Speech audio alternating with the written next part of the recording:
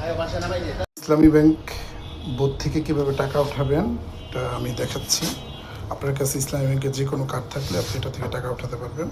তো আমার কাছে ইসলামী ব্যাংকের গোল্ড ডেবিট কার্ডটা আছে, আমি এটা থেকে টাকা উঠাচ্ছি। প্রথমে এভাবে কার্ডটা ঢোকাতে হবে,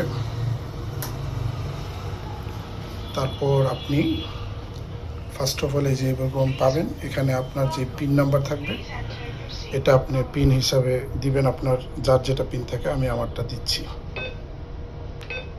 4 সংখ্যার যে পিনটা থাকবে। তো অটো চলে আসবে, আপনি ব্যালেন্স অনুসন্ধান এটা দিয়ে করবেন, সংক্ষিপ্ত, ফাস্ট ট্রান্সফার এইগুলো পাবেন। এখানে আপনি নগদ উত্তোলন যেটা এটাতে টিপ দিবেন, এরকম ফেস আসবে।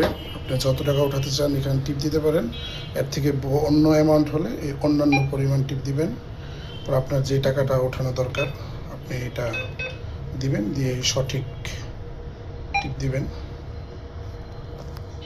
এভাবে আসবে। এরপর টাকা এই যে এদিক দিয়ে আসবে, আপনি টাকাটা নেবেন।